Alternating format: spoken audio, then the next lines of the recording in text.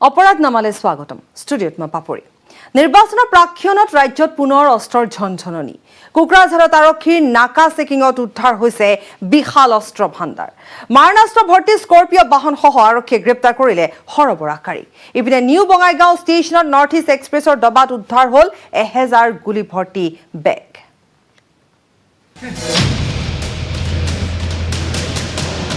অস্ত্ৰ ওলাইছে নিৰ্বাচনৰ প্ৰাক্ষণত ৰাজ্যৰ ভিন্ন প্ৰান্তত আৰক্ষীৰ অভিযানত উদ্ধাৰ হৈছে বিপুল পৰিমাণৰ অস্ত্ৰ কোকৰাঝাৰত বিশাল অস্ত্ৰ ভাণ্ডাৰসহ 6 জনক গ্ৰেপ্তাৰ কোকৰাঝাৰৰ নচাই বিলত এখন স্কৰ্পিঅ' বাহনত টহলদাৰী আৰক্ষীয়ে চলোৱা অভিযানৰ সময়ত উদ্ধাৰ হয় এই অস্ত্ৰখিনি ইয়াৰ মাজত আছে 300 জাই গুলী 8টা মেগজিনসহ 5টা AK-56 আৰু 8টা চাইনিজ হেণ্ড গ্ৰেনেড ইফালে এই অস্ত্ৰখিনিৰ সৈতে আৰক্ষীয়ে গ্ৰেপ্তাৰ কৰিছে ৰবিনাথ বসুমতাৰী পুংখ বসুমতাৰী মৌক্তাং বসুমতাৰী মণিপাল মুছাহাৰী সোমখোৰ বসুমতাৰী আৰু সুমঞ্জয় বসুমতাৰী নামৰ 6টা অস্ত্ৰ সৰবৰাহকাৰী হেভি আৰ্মছ এণ্ড এমুনিশ্যনছ যি আছে ৰিকভাৰ কৰা হৈছে AK-56 5টা AK-56 মেগজিন 8টা HK ৰাইফল যি আছে এটা আৰু মেগজিন এটা UBGL এটা UBGL সেল 11টা Chinese hand grenade 8 numbers and AK-56 ammunitions যেটো আছে 300 লগতে আৰু বহুত বস্তুবিলাক যেটো আছে ৰিকভাৰ কৰা হৈছে ইফালে নিউ বঙাইগাঁও ষ্টেচনতো বৃহৎ পৰিমাণৰ গুলী উদ্ধাৰ হয় নামনিমুৱা নৰ্থ ইষ্ট এক্সপ্ৰেছত গৰাকীবিহীন দুটা বেগত উদ্ধাৰ হয় 1000 গুলী এই বেগটোৰ পৰা অশোক কুমাৰ যাদৱ নামৰ জোৱান এজনৰ কিছু নথিপত্ৰ উদ্ধাৰ হয় ইফালে একে সময়তে কাছাৰ জিলাৰ গুমৰাত জব্দ হয় বৃহৎ পৰিমাণৰ বিস্ফোৰক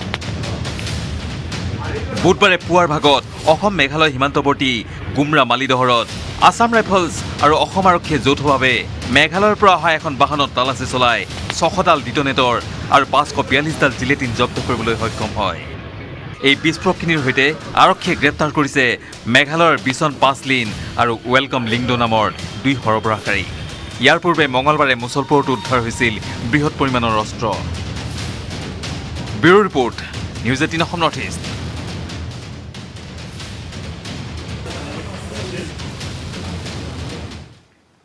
বিআইঅ'ৰ জালত এফচিআইৰ দুৰ্নীতিগ্ৰস্ত জ্যেষ্ঠ বিষয়া তেলেংগানাত গ্ৰেপ্তাৰ হৈছে এফচিআইৰ মহাপ্ৰবন্ধক GSS ৰাজা শেখৰ নগাঁও আৰু যোৰহাট চিনামৰাৰ পৰা কোটি টকাৰ চাউল নোহোৱা হোৱা গোচৰত গ্ৰেপ্তাৰ কৰা হৈছে এই গোচৰত জড়িত থকাৰ ঠিকাদাৰ আৰু এফচিআইৰ বিষয়াকো গ্ৰেপ্তাৰ কৰিছে BEIO পুনৰ এবাৰ জনাইছো BEIO জালত পৰিছে এফচিআইৰ দুৰ্নীতিগ্ৰস্ত জ্যেষ্ঠ বিষয়া এগৰাকী ৰাজা শেখৰ তেলেংগানাত গ্ৰেপ্তাৰ কৰা হৈছে এফচিআইৰ মহাপ্ৰবন্ধক GSS এগৰাকী ৰাজা শেখৰক নগাঁও আৰু যোৰহাট চিনামৰাৰ পৰা কোটি টকাৰ চাউল নোহোৱা হোৱা গোচৰত গ্ৰেপ্তাৰ কৰা হৈছে এই গোচৰত জড়িত থকা ঠিকাদাৰ আৰু এফচিআইৰ বিষয়াকো গ্ৰেপ্তাৰ কৰিছে BIO আৰু জানিব পৰা অনুসৰি 2 এদিনতে আৰু বহু জ্যেষ্ঠ বিষয়া হয়তো আৰক্ষীৰ জালত পৰিব পাৰে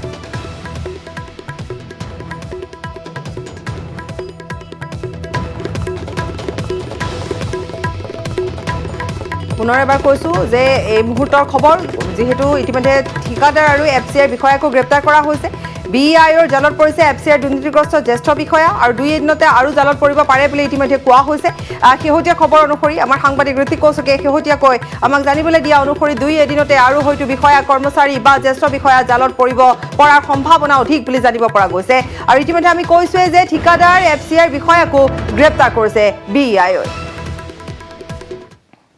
আজি তাৰমানে এজন ex general manager of FCI Shiv Rajesh Shekhar তেখেতক আমি তেলেংগানাৰ পৰা অনা হৈছে he was involved in FCI যে 111 numbers of rice laden truck missing হৈছিলে 2013ত সেই কেছটোৰ কানেকশ্যনত এই মানুহজন অলৰেডি 5জন মানুহ আগতে এৰেষ্ট কৰা হৈছে senior officers of FCI and he is the 6th person to be arrested in this connection এইটো কেছ আছিলে আপোনাৰ 2013ত 111 numbers of rice laden trucks দুটা কনচাইনমেণ্টত এটা কনচাইনমেণ্ট চিনামৰা যোৰহাটৰ পৰা নাগালেণ্ড যাব আৰু এটা আপোনাৰ চেপালৈ যাব আপোনাৰ নগাঁৱৰ পৰা এই But these trucks, they never reached their destination.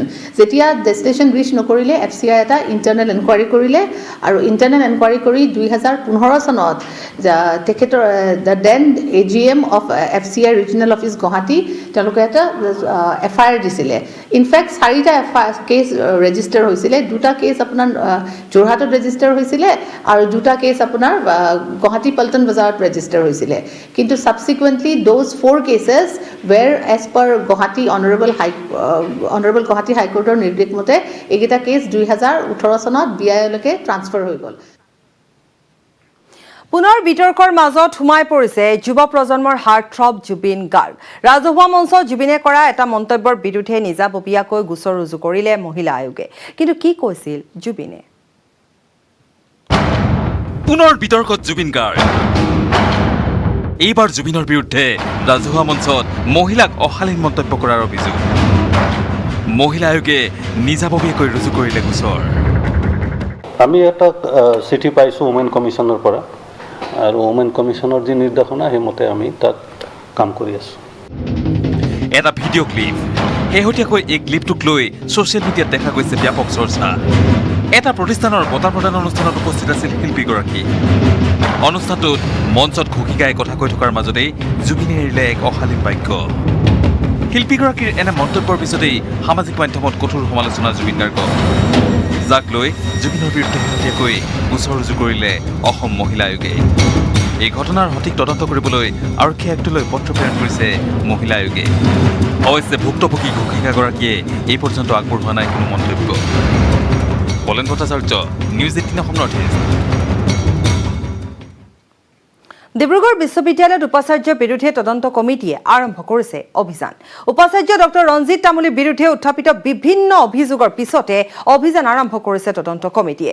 ইপিনে ৰাজ্যপালে গঠন কৰি দিয়া তদন্ত কমিটিৰ দল উপস্থিত হোৱাৰ সময়তে ছাত্ৰ শিক্ষক কৰ্মচাৰীয়ে সাব্যস্ত কৰিলে উত্তাল প্ৰতিবাদ। বিত্তীয় কেলেংকাৰীত অভিযুক্ত ডিব্ৰুগড় বিশ্ববিদ্যালয়ৰ উপাচাৰ্য। তদন্ত কৰিবলৈ উপস্থিত উচ্চ পৰ্যায়ৰ তদন্ত কমিটিৰ দল। উপাচাৰ্যৰ কেলেংকাৰীৰ প্ৰতিবাদত উত্তাল বিশ্ববিদ্যালয় চৌহদ।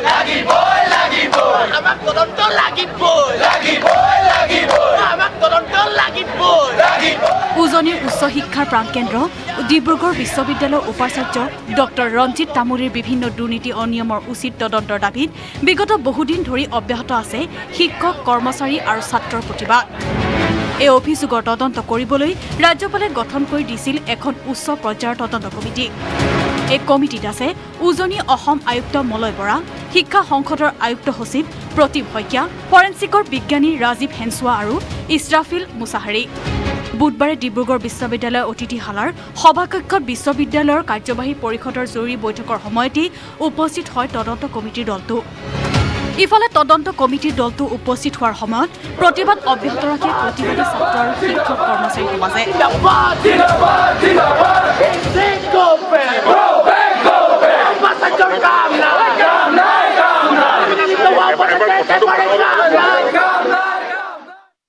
আচাৰ্য মহোদয়ে যি ফেক্ট ফাইণ্ডিং কমিটি গঠন কৰি দিছে, যিসকলক সদস্যক নিয়োগ কৰি পঠিয়াইছে, আমি অত্যন্ত সন্তোষ পাইছোঁ। কিন্তু আমি পূৰ্বপৰিমতে তেখেতলোকক নাজানো, কিন্তু commissioner and secretary to the government of Assam education department আৰু এজন মানে উজনি অসমৰ আয়ুক্ত আৰু ফৰেন্সিকৰ বিষয়া যিকেইজনক পঠাইছে, এইবিলাক উচ্চ পৰ্যায়ৰ তদন্ত কমিটি যিদৰে পঠাইছে তেতিয়াহ'লে অতি আন্তৰিকতাৰ সৈতে কথাখিনি লৈ আলোচনা কৰি বিশ্লেষণ কৰি আমাক এটা প্ৰতিবেদন দিব বুলি আমি আশা কৰিছোঁ। তেখেতলোকৰ ওপৰত আমাৰ সম্পূৰ্ণ আস্থা আছে। ইয়াতো নিৰপেক্ষ এক তদন্ত হ'ব লাগে, যিহেতু প্ৰামাণিক তথ্য আছে উপাচাৰ্যগৰাকীৰ বিৰুদ্ধে। গতিকে প্ৰামাণিক তথ্যসমূহৰ ওপৰত তেখেতলোকে বিশ্লেষণ কৰি তেখেতলোকে সেইসমূহৰ ওপৰত উচিত তদন্ত কৰি যিগৰাকী প্ৰকৃততে দোষী হয়, আৰু উপাচাৰ্য হওক বা ডিব্ৰুগড় বিশ্ববিদ্যালয়ৰ কোনোবা যদি ইয়াত বিষয়া জড়িত হৈ আছে বা কোনোবা যদি বেলেগ কোনোবা জড়িত হৈ আছে, সেই সম্পৰ্কত বিহিত ব্যৱস্থা গ্ৰহণ কৰিব লাগে।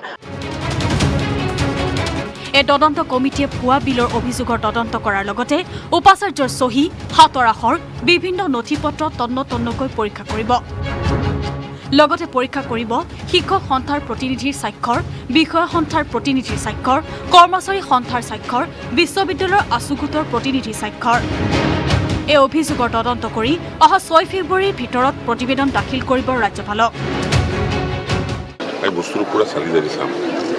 কালি যাই চোৱাৰ পিছত আমি এটা ৰিপৰ্ট এটা গ্ৰহণ কৰিম তাৰপিছত এটা ৰিয়েকশ্যন হ'ব চ' সেইকাৰণে আমাক এই কামখিনি কৰিবলৈ আপোনালোকে যদি সহায় কৰে আৰু এইটোতো যিহেতু এটা ফেকফানি মিছন এটা অলৰেডি আনহাতে বিশ্ববিদ্যালয়ৰ উপাচাৰ্যগৰাকীয়ে বিভিন্ন দুৰ্নীতিৰ কাৰণে পদ প্ৰশস্ত কৰি প্ৰায় 1.5 বছৰ পৰ্যন্ত বিশ্ববিদ্যালয়ৰ স্নাতকোত্তৰ ছাত্ৰ একতা সভা নথকা, শৈক্ষিক দিশত গুৰুত্ব নিদিয়া, কোৰ্ট মিটিং নিদিয়া, কাৰ্যবাহী পৰিষদৰ বৈঠক অনুষ্ঠিত নকৰা আদি বিষয়সমূহো গুৰুত্ব সহকাৰে ল'বলৈ দাবী জনায়। উল্লেখ্য যে পাহাৰসমূহ দুৰ্নীতিত নিমজ্জিত বিশ্ববিদ্যালয়ৰ উপাচাৰ্য ৰঞ্জিত তামুলীৰ বিৰুদ্ধে উত্থাপিত গাড়ীৰ ভুৱা বিলৰ দাখিল কৰা, অস্তিত্বহীন হোটেলত নৈশযাপনৰ বিল দাখিল কৰি বিশ্ববিদ্যালয়ৰ পুঁজিৰ পৰাই ধন উলিয়াই নিয়া, চৰকাৰৰ অনুমতি অবিহনে উপাচাৰ্যই নতুন ইনোভা গাড়ী ক্ৰয় কৰা আদিকে ধৰি 100 এবুৰি অভিযোগ সংবাদ মাধ্যমেও ধাৰাবাহিকভাৱে সম্প্ৰচাৰ কৰিছিল। ডিব্ৰুগড়ৰ পৰা Thomas Borgohain, news 18 Assam north east. এবাৰ চৰ্চাত ছাত্ৰ ৰাজনীতি নিৰ্বাচনৰ প্ৰচাৰৰ কেন্দ্ৰ কৰি ৰণক্ষেত্ৰলৈ পৰিণত হ'ল এখন শিক্ষানুষ্ঠান। আছু আৰু ABVP সমৰ্থকৰ মুকলি সংঘাতত আহত হ'ল ছাত্ৰী। ইপিনে পৰিস্থিতি নিয়ন্ত্ৰণ কৰিবলৈ মোতায়েন কৰিবলৈ বাধ্য হ'ল আৰক্ষী তথা অৰ্ধসামৰিক বাহিনী। কিন্তু ক'ত সংঘটিত হ'ল এই ঘটনা?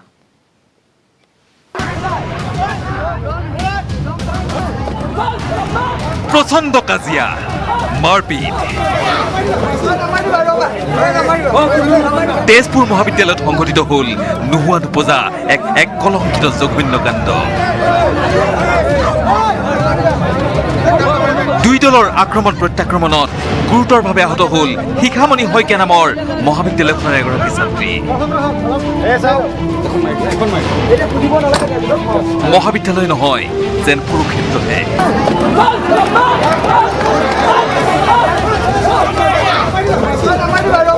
মহাবিদ্যালয়ৰ অধ্যক্ষ, পৰিচালনা সমিতিৰ সভাপতিয়ে চম্ভালিব পৰা নাই পৰিস্থিতি।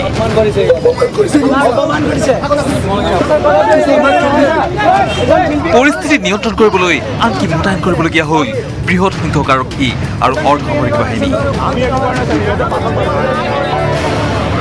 কিন্তু কিয় সৃষ্টি হ'ল এই অভাৱনীয় পৰিস্থিতি? তেজপুৰ মহাবিদ্যালয়ত 8 ফেব্ৰুৱাৰীত অনুষ্ঠিত হ'ব ছাত্ৰ একতা সভাৰ নিৰ্বাচন। এই নিৰ্বাচনক কেন্দ্ৰ কৰিয়েই মুকলি সংঘাত আছু আৰু ABVP সমৰ্থকৰ মাজত। নিৰ্বাচনৰ প্ৰচাৰ চলাবলৈ ABVPয়ে মাতি আনিছিল টেলিভিছনৰ এগৰাকী অভিনেত্ৰীক। এই অভিনেত্ৰীগৰাকী মহাবিদ্যালয়খনত উপস্থিত হোৱাৰ পিছতেই সূত্ৰপাত হয় কাজিয়া।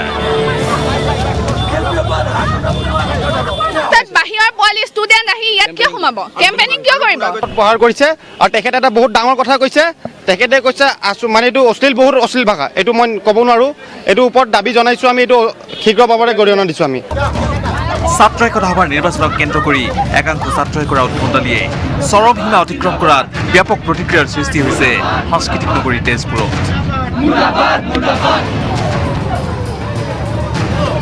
তেজপুৰৰ পৰা Hemanta Kumar Nath, news 18 Assam north east.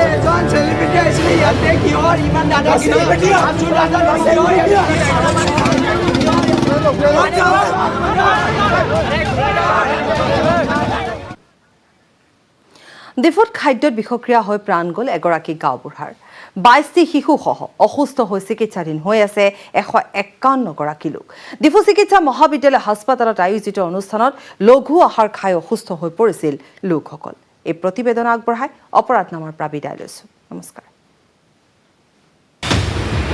ডিফুত খাদ্যত বিষক্ৰিয়া হৈ এজনৰ মৃত্যু হোৱা লোকজনৰ নাম কাংবুঢ়া বে। কাংবুঢ়া বে ঘৰ বকলিয়াঘাটৰ মণ্ডল বে গাঁৱত। বিজেপি দলৰ পৃষ্ঠ প্ৰমুখ আছিল কাংবুঢ়া বে। মঙলবাৰে ডিফুৰ এখন সভালৈ আহিছিল লোকজন। সভাত পেকেট লাঞ্চ খাই খাদ্যত বিষক্ৰিয়া হৈছিল লোকজনৰ। নিশা মূৰৰ বিষ, বমি আৰু পায়খানা হৈ লোকজনৰ মৃত্যু হয়। শিশুসহ 151জন লোক অসুস্থ হৈ পৰে। মঙলবাৰে ডিফুৰ DMCHত অনুষ্ঠিত হৈছিল সভাখন। আক্ৰান্তসকলৰ ভিতৰত আছে 22টি শিশু। MBBS শিক্ষাবৰ্ষৰ আনুষ্ঠানিক শুভাৰম্ভ উপলক্ষে অনুষ্ঠিত হৈছিল সভাখন। এই ঘটনাৰ পিছতে নিশাই DMCHত উপস্থিত হয় জিলা উপায়ুক্ত চন্দ্ৰদত্ত সিনহা। আনহাতে সভাত বিৰিয়ানী যোগান ধৰিছিল গুৱাহাটীৰ NSMে। একেটা অনুষ্ঠানত অংশগ্ৰহণ কৰিছিল মুখ্যমন্ত্ৰী সৰ্বানন্দ সোণোৱাল আৰু স্বাস্থ্যমন্ত্ৰী হিমন্ত বিশ্ব শৰ্মায়ো। 145 ব্যক্তিয়ে ইয়াত পেকেট লাঞ্চ খাই পেলাই বিশেষকৈ ডায়েৰিয়া হৈছে, ডিচেণ্ট্ৰি হৈছে, তাৰপিছত ডিপু মেডিকেল কলেজ এডমিট কৰা হৈ গ'ল আৰু 28 লগে ডিচাৰ্জ কৰা হৈছে, লগে লগে ট্ৰিটমেণ্ট কৰাৰ পৰা ভাল হৈ গ'ল। তাৰপিছত 28 ডিচাৰ্জ কৰাৰ পিছত 117 আছে।